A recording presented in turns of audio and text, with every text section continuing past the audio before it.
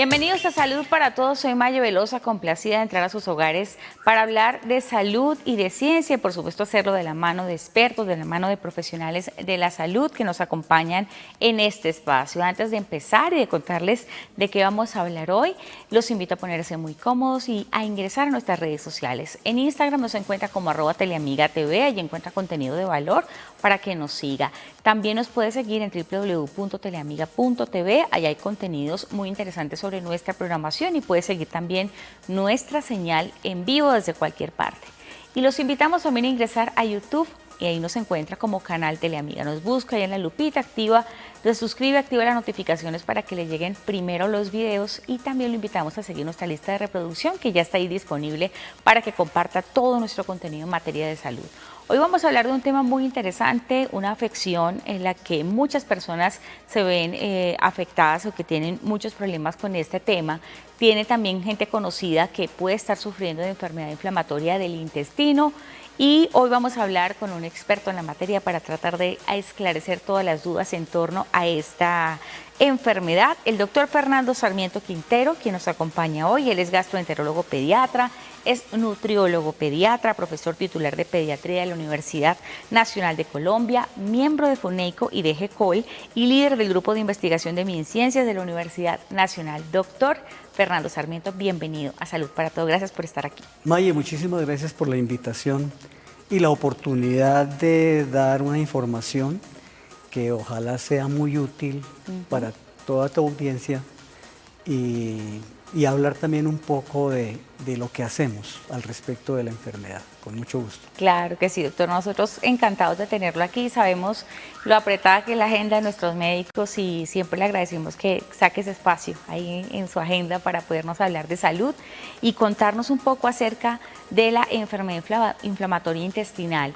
¿Cómo la definimos, doctor? ¿En qué consiste? ¿A qué llamamos enfermedad inflamatoria intestinal?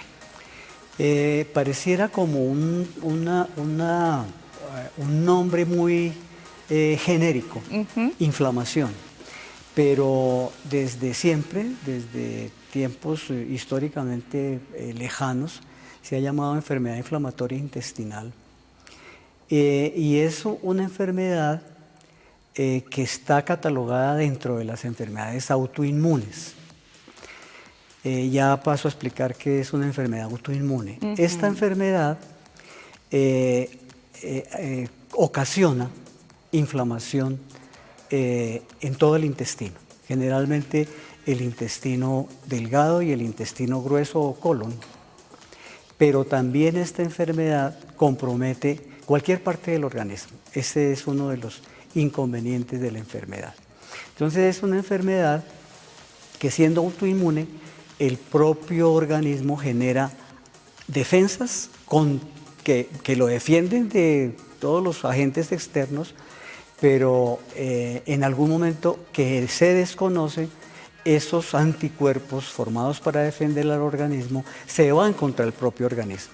Okay. Y en este caso es el intestino el órgano blanco, pero también compromete articulaciones, compromete hígado, puede comprometer páncreas, toda la parte tendinosa. Y esto va a generar una pésima calidad de vida en el paciente cuando no se controla con eficiencia. Perfecto. Muy bien, doctor. Y es bueno tener esa aclaración para que usted también explique que es parte de una enfermedad autoinmune y que nos dé también esos conceptos que también nos ayudan a entender un poco más qué le pasa al cuerpo cuando esto ocurre. Doctor, hablemos de factores de riesgo. ¿Qué personas están propensas o más predispuestas a padecer esto? ¿Depende de la edad? ¿De qué? Sí.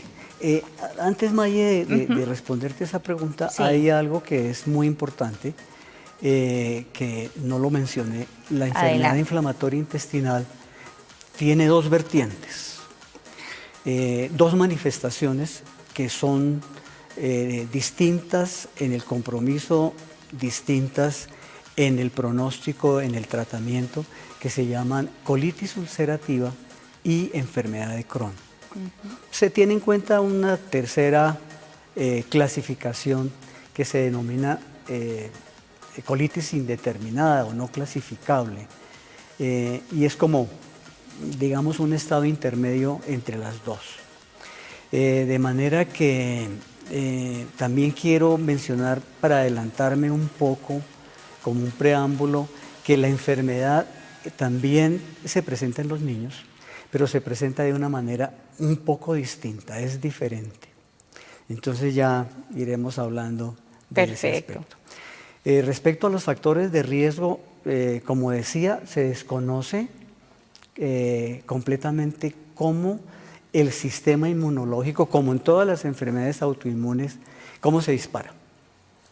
De manera que en este momento la enfermedad solamente es susceptible de tratamiento médico, tratamiento farmacológico, donde influye muchísimo el estado de ánimo del paciente. Entonces, yo voy dejando tips como para que posteriormente los vayamos ampliando porque es importante. Claro. Y entre los factores de riesgo se tienen en cuenta hipotéticamente alimentación, por ejemplo, factores ambientales, medioambientales, contaminación ambiental en general. También debe uno tener en cuenta factores genéticos, a pesar de que estos factores genéticos no es que la enfermedad, no es que se transmita una enfermedad, es decir, no se transmite la enfermedad inflamatoria, sino se tiene predisposición a presentarla. Claro. Y es allí donde estos factores ambientales, que son muy variados, inciden para que se desencadene en un momento determinado la enfermedad. De manera que hay que tener mucha precaución con la alimentación.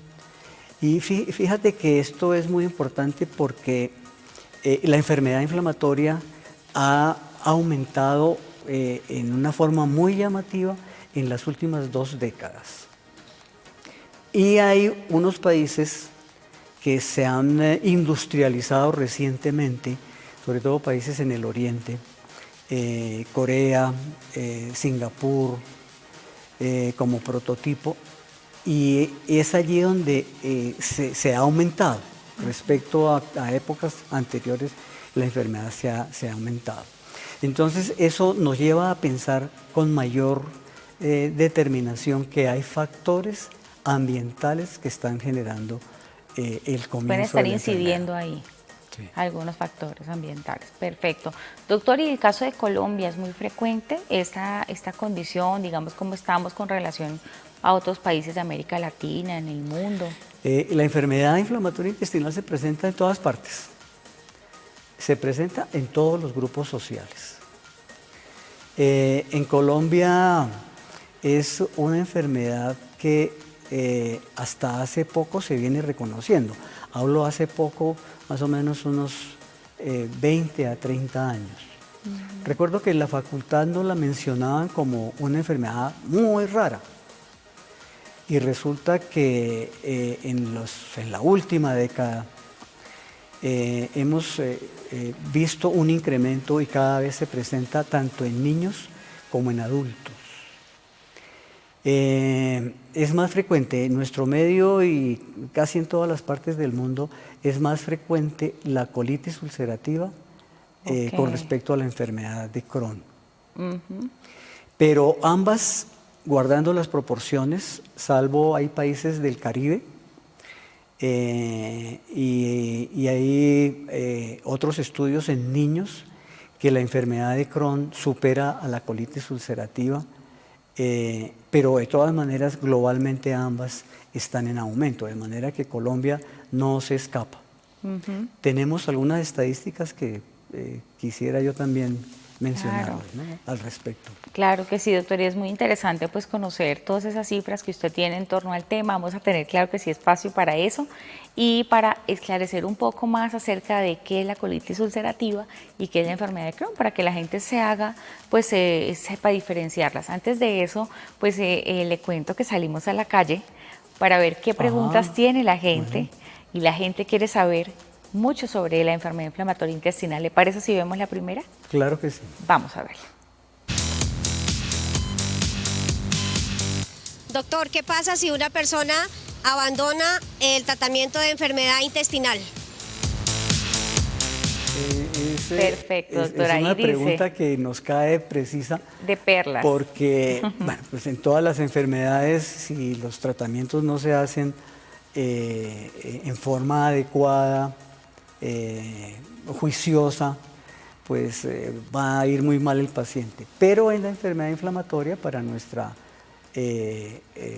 televidente, en la enfermedad inflamatoria, si el tratamiento se abandona, es como darle campo a la inflamación, a que se exacerbe y posiblemente a la medida que va pasando el tiempo sin un tratamiento adecuado y a veces sin que el paciente tenga síntomas. Eso es una situación que debe llamar la atención. A pesar de que el paciente no tenga síntomas, la inflamación en el intestino está presentándose continuamente si no se hace el tratamiento juiciosamente.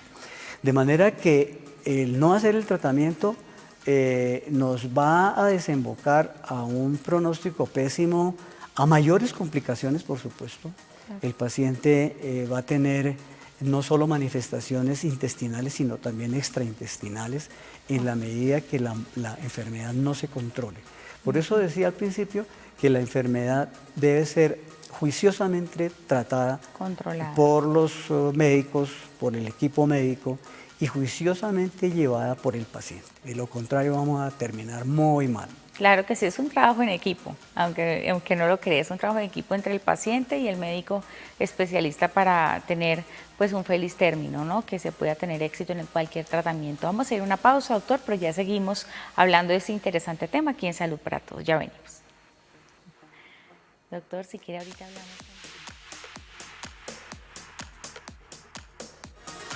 Estamos de vuelta aquí en Salud para Todo y hablando de la enfermedad inflamatoria intestinal y pues por supuesto todas estas vertientes que tiene esta condición lo estamos haciendo de la mano del doctor Fernando Sarmiento Quintero, quien es gastroenterólogo y está con nosotros hoy acompañándonos. Doctor, en el bloque anterior estaba usted ayudándonos a definir, pues enseñándonos un poco acerca de los conceptos que intervienen dentro de la enfermedad inflamatoria intestinal. Hablemos también un poco de esa definición de dos conceptos que usted habló, de esas variantes, ¿no? Lo que es la colitis ulcerosa y la enfermedad de Crohn. ¿Cuál es la diferencia que hay entre ellas y cómo las definimos? ¿Qué es lo que pasa en cada una?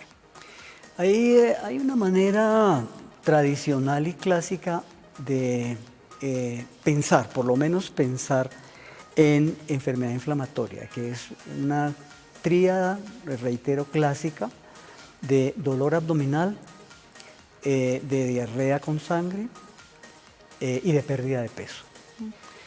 En este momento el médico y en este caso ustedes, la teleaudiencia, que tengan dolor abdominal, pérdida de peso y diarrea con sangre, y diarrea que se puede presentar en horas nocturnas. El paciente está dormido completamente y tiene que levantarse por la urgencia del llamado intestinal. Ustedes dirán, no, pero es que dolor abdominal, diarrea, pérdida de peso, puede ser común a muchísimas enfermedades. Ahí precisamente reside la dificultad en hacer el diagnóstico. Para diferenciar las dos enfermedades, inicialmente es muy difícil. Cuando se presentan estos tres síntomas, no se puede definir al comienzo qué es qué. Tenemos que ayudarnos de exámenes de laboratorio. Está la clínica del paciente y está la sospecha de la enfermedad, pero tenemos que asesorarnos del laboratorio, de unos factores en sangre que nos indican inflamación y otros en materia fecal que indican inflamación también.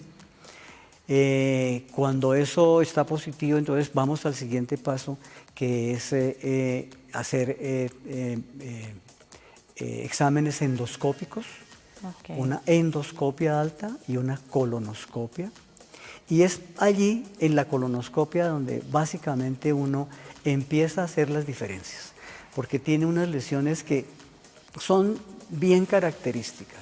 Pueden confundirse con otras enfermedades, pero ya el cerco a la definición se va cerrando Claro. y ya tenemos como más elementos para pensar en inflamatoria.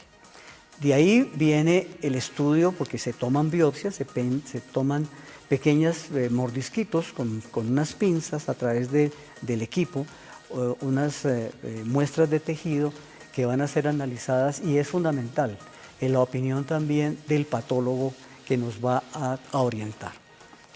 Y el último examen del que echamos mano son las imágenes. Entonces hacemos imágenes de resonancia magnética y de ecografía. Ambas se parecen, para ponerlos en contexto, como a una radiografía, pero de una definición muy, muy grande, donde puede uno ver detalles anatómicos muy bien, Más que es la a profundidad. enterorresonancia. Y la ecografía no es tan precisa, las imágenes, pero en ojos y en manos expertas nos da muchísima información. En este momento, ya teniendo esos 5 elementos, podemos pensar en enfermedad inflamatoria y precisar si es colitis ulcerativa o enfermedad de Crohn. La colitis ulcerativa generalmente en adultos, generalmente compromete el colon, el intestino grueso. Mientras que la enfermedad de Crohn compromete el intestino delgado, pero la diferencia entre la colitis ulcerativa se queda como localizada en el intestino grueso, mientras que la enfermedad de Crohn, que se manifiesta en el intestino delgado, tiene manifestaciones en todo el tubo digestivo, desde los labios hasta el ano. Entonces hay un compromiso de la mucosa oral, por ejemplo, que no se presenta en la colitis ulcerativa, se presenta en el Crohn. Entonces uno clínicamente ya empieza a pensar en diferencias. Entonces son las aftas, son los fuegos, llagas, como llaguitas en las la llaguitas boca, estas incómodas. que salen, que molestan mucho, son muy dolorosas. Eso es un llamado de atención, porque a veces estas manifestaciones extraintestinales se presentan meses, incluso años, antes de que se manifieste la enfermedad en el intestino. Pero se puede también comprometer el esófago, Ahí el lo de las estómago. aftas es Crohn. Generalmente las lesiones, fíjate que las diferencias, la colitis ulcerativa se limita al intestino grueso, el Crohn al intestino delgado, pero ese se sale más arriba y más abajo. Entonces se compromete con las aftas, se compromete el esófago, el estómago, la parte alta del intestino, pero también puede comprometer el colon. Entonces allí viene la dificultad, porque uno dice, bueno, ¿cómo lo diferenciamos si también hay compromiso del colon? De acuerdo, sí. En los niños las cosas son un poco diferentes, porque allí es más difícil hacer la diferenciación. Y en niños, entonces clásicamente en adultos es colitis ulcerativa por una parte y enfermedad de Crohn por otra parte. ¿Por qué es difícil en los niños? En los niños porque las manifestaciones son diversas. Las manifestaciones pueden empezar en el colon exclusivamente, y entonces dice uno, pues es colitis ulcerativa, pero resulta que algunas características a la endoscopia, macroscópicas y sobre todo histológicas, el patólogo nos puede decir que no era colitis ulcerativa, sino que es una enfermedad de Crohn. Entonces es lo que últimamente se ha denominado en niños Crohn colónico, es decir, la enfermedad de Crohn no solamente está en el intestino delgado, sino también está en el intestino grueso. Correcto. Entonces, esas son básicamente las diferencias. La otra diferencia es que, a pesar de que tiene un tratamiento más o menos similar, uno escoge medicamentos dependiendo de. Sí, sí. Pero la evolución del paciente, ya dijimos que estos 5 elementos iniciales nos van a llevar hacia la diferenciación de cronocolitis ulcerativa, pero finalmente es la evolución. Muchas veces uno al principio lo cataloga como una colitis de estas no clasificables, queda como en un limbo. En el limbo, sí. y solamente la evolución del paciente es la que nos va a indicar el camino y el diagnóstico definitivo, porque el Crohn, todas estas manifestaciones que he mencionado, tiene algo que no la tiene la colitis ulcerativa y por eso es definitivo para la diferenciación, es que lesiona la región perianal, hace fístulas, hace abscesos y es una tragedia, porque allí se compromete el esfínter anal, se infecta y se inflama toda la región perianal. Estas fístulas en las mujeres se pueden hacer fístulas desde el intestino a la vagina, a la uretra, a la vejiga, hace fístulas entre las mismas asas del intestino, es decir, se comunican asas intestinales, hacen estrecheces y el paciente a veces llega a consultar porque está obstruido y es una enfermedad de Crohn. Entonces, esa es la diferencia como fundamental del comportamiento de la enfermedad. La colitis ulcerativa como que no se sale del intestino grueso. Sí. Sangra mucho y a veces hay que terminar en cirugía. Es como ahí y todo. Bandera roja con ese tema. Pero el Crohn sí tiene esas manifestaciones en la región perianal y en la región perineal, muy serias y muy graves. Perfecto. Doctor, en cuanto a calidad de vida, ¿un paciente puede vivir con este tipo de condiciones? ¿Qué tratamientos hay actualmente para ello? La calidad de vida en estos pacientes es impredecible, pero es una calidad de vida muy bajita, muy mala, cuando no se hace un tratamiento al derecho. Y obviamente, como en todo, sí, hay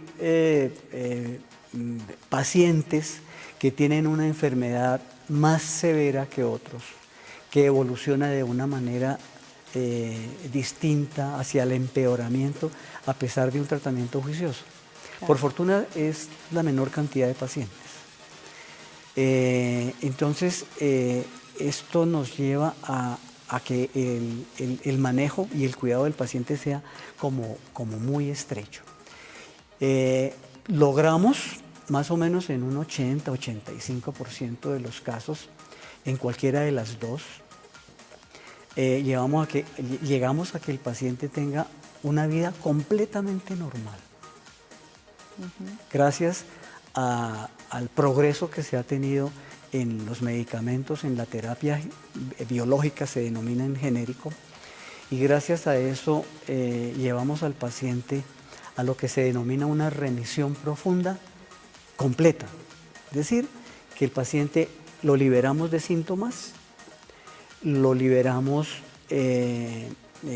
los parámetros de laboratorio en sangre y en materia fecal se normalizan, hacemos la endoscopia, la colonoscopia y encontramos que todo ha cicatrizado y todo se ha normalizado, y completa cuando además de eso encontramos que el patólogo nos dice está completamente normal.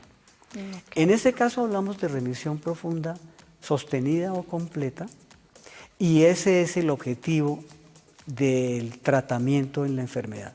Como no tenemos manera de curación, sí, definitiva, no. El objetivo es mantener al paciente con el intestino sano, porque el compromiso del intestino, si no se hace a derechas y el paciente no lleva el tratamiento, el intestino se va dañando progresivamente y esto lo va a llevar a unas consecuencias muy graves. Más delicadas. Doctora, ya vamos a seguir hablando de ese tema. Quisiera, por favor, que escucháramos otra pregunta que tiene la gente en la calle que quiere saber. Vamos a ver. Doctor, yo quiero saber si el estrés influye en la enfermedad inflamatoria del intestino. Muy bien, doctor. El estrés. ¿Qué papel juega el estrés? El doctor también nos hablaba del estado de ánimo del paciente al comienzo. ¿Qué papel desencadenante puede tener el estrés en esa enfermedad inflamatoria intestinal? Sí, Maye. Estas preguntas están muy buenas. Estas dos han sido sí. Muy a propósito. El factor emocional y la mente, pues todos lo sabemos, influye muchísimo en todo nuestro comportamiento, incluso el comportamiento orgánico. Pero esta pregunta de nuestra audiencia es muy buena porque se habla de algo que se llama eje intestino-cerebro-microbiota. Y ahí lanzo otro tip para hablar de la microbiota, que es todos estos habitantes que tenemos microscópicos en el intestino. Entonces este eje cerebro-intestino-microbiota es como la explicación de por qué los factores emocionales inciden tanto en el sistema gastrointestinal. Sí. Por decirlo de alguna manera, no hay órgano más sensible a los cambios emocionales y mentales que el tubo digestivo. De hecho, los entendidos llaman al intestino el segundo cerebro. Wow. Porque es que ahí en el intestino su funcionamiento y la producción de sustancias son hormonas, mensajeros, que son los mismos que se secretan, que se fabrican en el cerebro. Entonces, de ahí la denominación de pequeño cerebro al intestino. Entonces, los factores emocionales son fundamentales y ejemplos hay en nuestra experiencia tenemos muchos de pacientes. Se vuelve un círculo vicioso. Okay. Esa calidad de vida mala de un adolescente, por ejemplo, levantándose al baño 3, 4 veces en la noche, teniendo hasta 20 deposiciones durante el día, perdiendo peso, desanimado, y el niño y los padres, en mi caso de pediatra, dicen, y los adultos también, ¿y por qué a mí me dio esta enfermedad? Claro, ¿por qué? Tiene mucho que ver. Entonces, pues no se sabe por qué le dan las enfermedades a la gente, pero eso deprime mucho al paciente y la depresión incide en que la enfermedad se empeore. Claro. De manera que desde el punto de vista de tratamiento, como lo mencioné al principio, que tú lo recordaste ahora, Sí. Si no se maneja ese factor emocional tanto por el equipo como por el mismo paciente, vamos a tener unos desenlaces o una evolución muy tórpida y muy intermitente.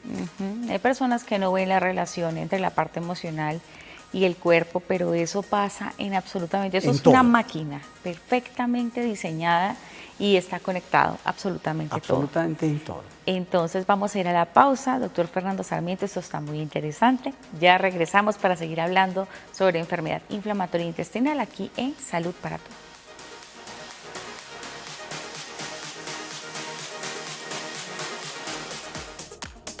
Estamos de vuelta aquí en Salud para Todo, hoy hablando de enfermedad inflamatoria intestinal, todas sus variantes, la colitis ulcerosa, la enfermedad de Crohn. Estamos con el doctor Fernando Sarmiento Quintero, quien es gastroenterólogo pediatra, quien también está acompañándonos hoy, aclarándonos todas estas dudas en torno a ese tema. Doctor, ha estado muy interesante esta charla y en el bloque anterior terminamos hablando del estrés, que cómo está conectado nuestro cerebro a todo el trabajo que hace nuestro intestino, ¿no? Nuestro aparato digestivo. Pero hablemos también un poco sobre lo que comemos. Qué tan importante es prestarle atención a los alimentos que ingerimos, los alimentos muy condimentados, qué es lo que pasa en nuestro cuerpo. Y no se trata de pronto de volvernos hasta el colegio en biología cuando nos enseñaban cuál era el paso de los alimentos, cómo es todo este proceso digestivo, pero sí explicarle un poco a la gente que no sabe comer, que a veces puede estar afectando su cuerpo y no son conscientes de ello. Sí, entre las definiciones que hay de enfermedad inflamatoria intestinal y también hipotéticamente a donde se ha llegado más profundamente es a que hay un desequilibrio entre la mucosa del intestino y sus habitantes, los habitantes que están allí en el intestino, que en genérico se llaman microbiota intestinal, que son bacterias, son virus, son parásitos, son protozoarios, y son millones, por millones. Se dice que allí en el intestino hay aproximadamente 2 o 3 veces el número de células, porque son unicelulares todos estos elementos. Bueno, los helmintos, pues obviamente los excluimos, pero en general estos seres unicelulares están 2 o 3 veces más que todas las células de nuestro organismo sumadas. Entonces, esto para decirles la importancia de esa microbiota, cómo influye sobre todas las enfermedades. De acuerdo, sí.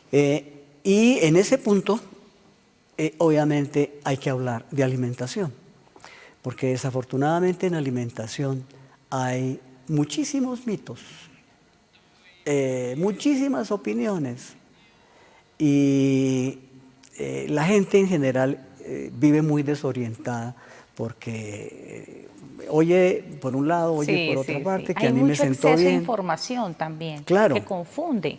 Entonces la gente respecto a la alimentación está completamente desubicada. Nos sacamos un 0 en alimentación. Más o menos, más o menos. Y ahora con las redes sociales, pues muchísimas personas que de pronto quieren hacer bien, uno no piensa que están a propósito diciendo cosas para hacer mal, pero esa desinformación como que se ha también globalizado. Resulta que una de las hipótesis para la enfermedad inflamatoria es el desequilibrio entre las células del intestino y estas células de la microbiota, donde en ese desequilibrio tiene que ver mucho los cambios de alimentación. De hecho, cuando hablamos del medio ambiente, que la enfermedad va en incremento, es porque tenemos cada vez más procesados, cada vez estos procesados, la fuerza de la publicidad nos invita a que todos los días estemos consumiendo alimentos ultraprocesados.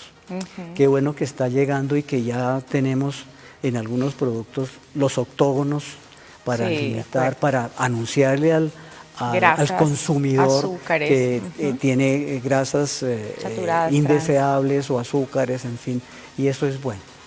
Entonces, básicamente, de pronto hay un libro también de la Fundación que quisiera al final retomar. Básicamente la alimentación en enfermedad inflamatoria, como en todas las enfermedades, es una alimentación saludable, nada de misterios.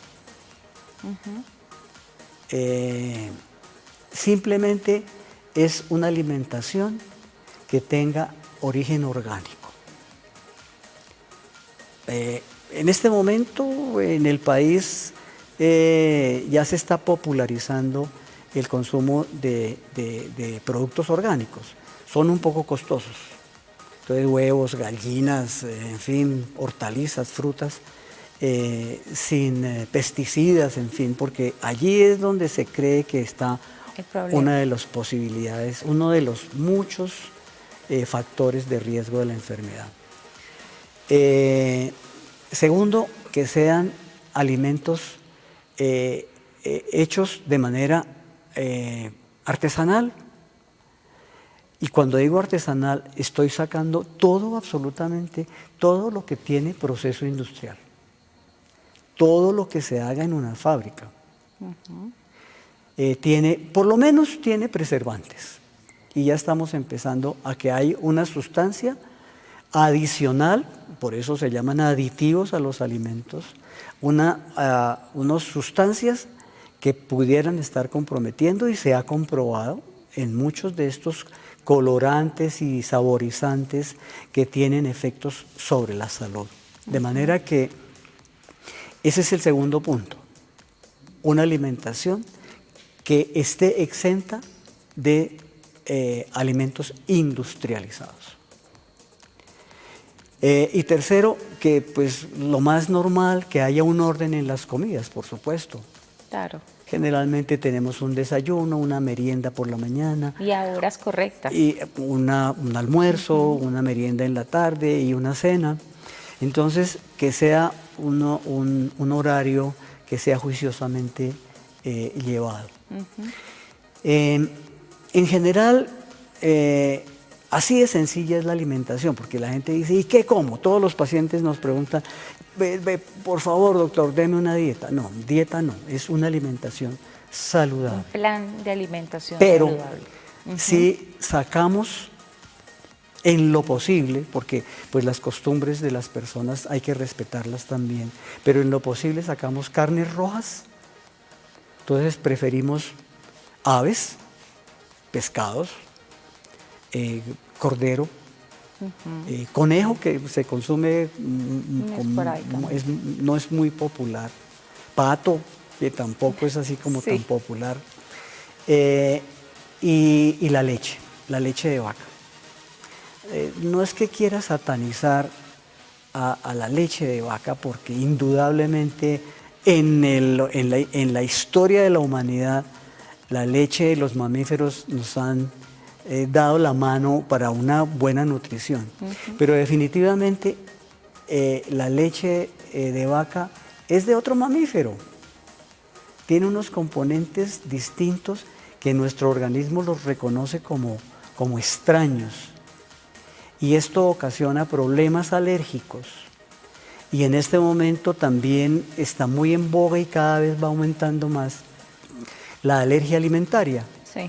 Y sobre todo la alergia a la proteína de la leche de vaca. Tal y cual, así se llama. Alergia a la proteína de la leche de vaca. Doctora, y usted está hablando de la leche, yo quería preguntarle por yogures. Todos esos yogures que nos venden como que favorecen la microbiota y el tema digestivo y la flora intestinal, qué tan buenos, qué tan malos son, sin mencionar marcas, simplemente pues enfocándonos en esto que nos ofrece el mercado. ¿Cuál es el problema? Y esto es para la audiencia, que sepamos reconocer cuándo es una alergia, es decir, es una reacción contra la proteína que es extraña para nosotros de la leche de vaca. Distinto a la intolerancia a la leche. Allí hay muchísima confusión. La intolerancia a la leche, la gente dice, no, es que yo tomo leche y me distiendo y gases y estoy Soy intolerante indigesto. a la lactosa. Esa intolerancia es por un azúcar, por un disacárido que es la lactosa. Ajá. Y por un lado tenemos intolerancia a un azúcar que es la lactosa y por el otro lado tenemos alergia a la proteína de la leche. Son dos cosas completamente diferentes. Entonces, cuando mencionamos que la leche de vaca no, preferiblemente, entonces decimos, bueno, y entonces desaprovechamos los lácteos. Yogures, la ventaja es que el yogur tiene probióticos, que son los que hacen parte de esa microbiota. Allí en la microbiota hay de todo, todas las bacterias buenas y malas.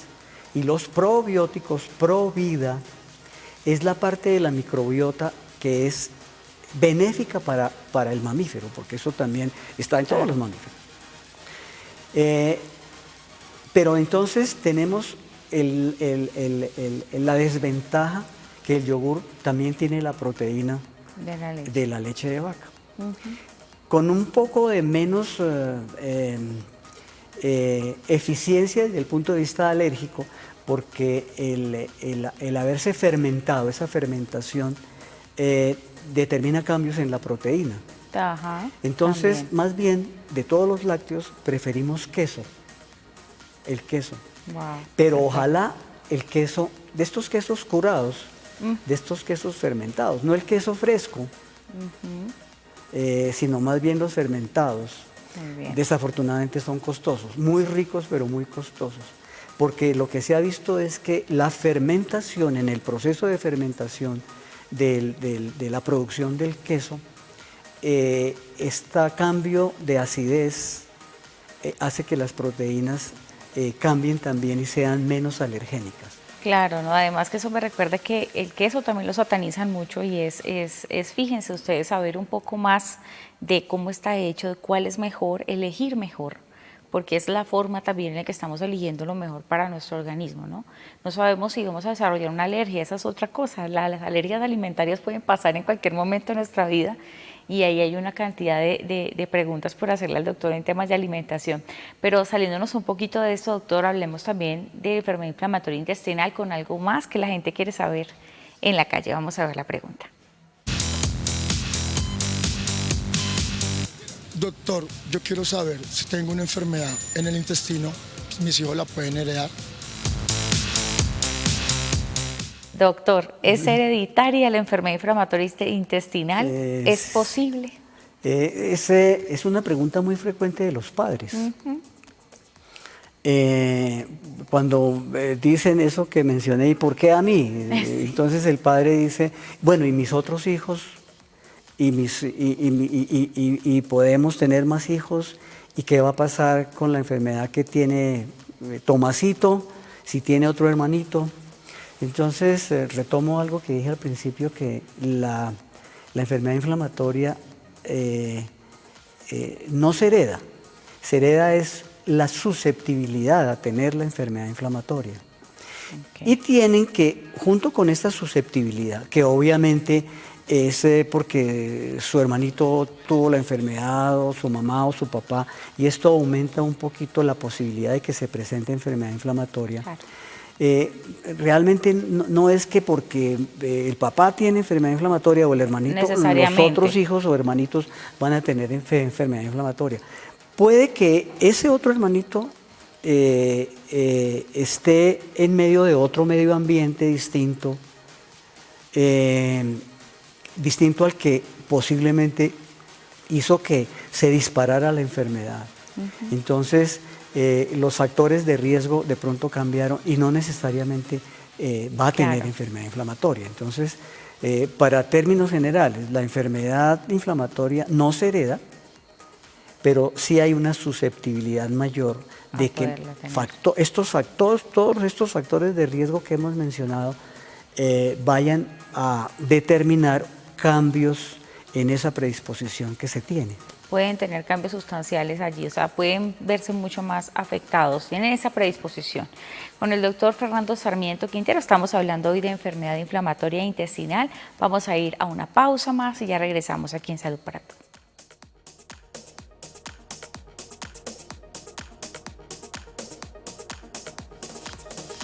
Estamos de vuelta aquí en Salud para Todos y estamos con el doctor Fernando Sarmiento, quien es gastroenterólogo, también gastroenterólogo pediatra. Hoy estuvimos hablando sobre enfermedad inflamatoria intestinal con el doctor, aclarando tantas dudas. El doctor también forma parte de FUNEICO Colombia, quien es esta organización sin fines de lucro que ayuda a todos los pacientes con esta y otras condiciones. Doctor, hablemos un poquito de FUNEICO, qué función realiza, que digamos las personas que estén interesadas en conocer más o tener asesoría con ustedes de forma, pues, con los especialistas, ¿cómo pueden hacer? Ya, les he contado que esta enfermedad, si no se trata bien, si no se acompaña bien, va a evolucionar de una manera irregular y va a tener factores pronósticos muy malos.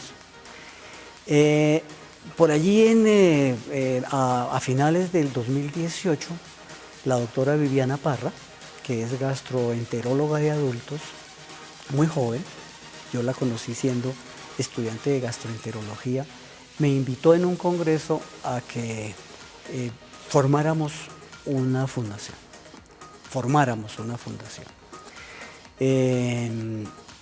Posteriormente, ya como en 3 o 4 meses, porque es así muy dinámica, en mayo de 2019 ya teníamos, gracias al empuje de la doctora Parra, teníamos ya la Cámara de Comercio y teníamos estatutos y empezamos a funcionar. FUNEICO, que es la fundación de enfermedad inflamatoria intestinal colombiana, tiene el objetivo de apoyar. Ese es fundamentalmente apoyar. Y el apoyo es desde muchos aspectos. Educando, asesorando directamente. Tenemos un chat en el cual contamos aproximadamente unos 320, 330 pacientes de enfermedad inflamatoria que diariamente, hora a Hacen su hora, consulta. nos están haciendo consultas, y hay un grupo de gastroenterólogos, Qué bueno. pediatras y adultos que estamos, dependiendo de la pregunta, del tópico, de la pertinencia, estamos apoyando a esos pacientes directamente con sus dolencias. Y hacemos la intermediación también para los medicamentos, porque en general son medicamentos, los biológicos, que es como la tercera línea de tratamiento, son muy costosos. Claro. Y el sistema de salud a veces es muy lento, entonces, y toda la tramitología, entonces los apoyamos y los orientamos para el trámite de los medicamentos. Hacemos eventos.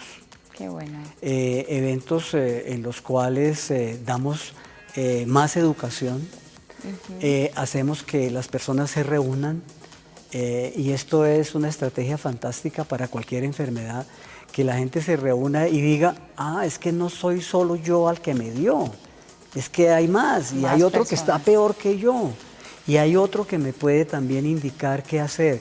Entonces, básicamente la fundación tiene todos estos objetivos: apoyar a los pacientes, tanto adultos como niños.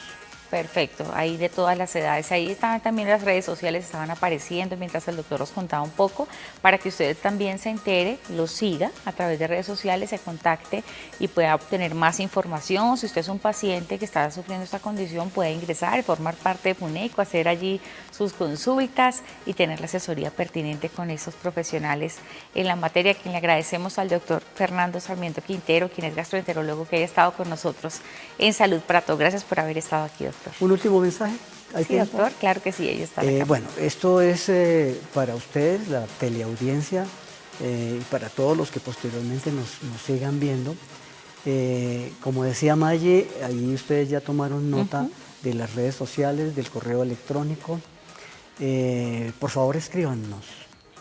Inmediatamente les estamos dando el teléfono del chat, e inmediatamente ustedes nos pueden preguntar lo que sean, que nosotros les aclaramos las dudas. Perfecto. Hagan parte de nuestras redes sociales, hagan parte de este chat, y los acogemos con todo el gusto. Y por favor, coman mejor. Desechen de su alimentación, pero por completo, los alimentos que tengan un proceso industrial, que sean ultraprocesados. Volvamos a la alimentación de nuestros bisabuelos. Todo era sanito, todo hecho en casa. La alimentación no tiene misterio, no hay dietas. Hablamos de alimentación saludable. Esta es la invitación. Y estamos quitando un factor de riesgo muy importante que desencadena la enfermedad inflamatoria intestinal. Muy bien, doctor Fernando, muchas gracias. El tema de alimentación es clave. La verdad, doctor, es que se nos quedan muchas preguntas y mucha tela para cortar de este tema tan importante. Le agradecemos que haya estado con nosotros, y a ustedes también que nos hayan acompañado en este espacio. Le invitamos a compartir esta entrevista, a seguirnos en todas las redes sociales. Esto es Salud para Todos. Hasta la próxima.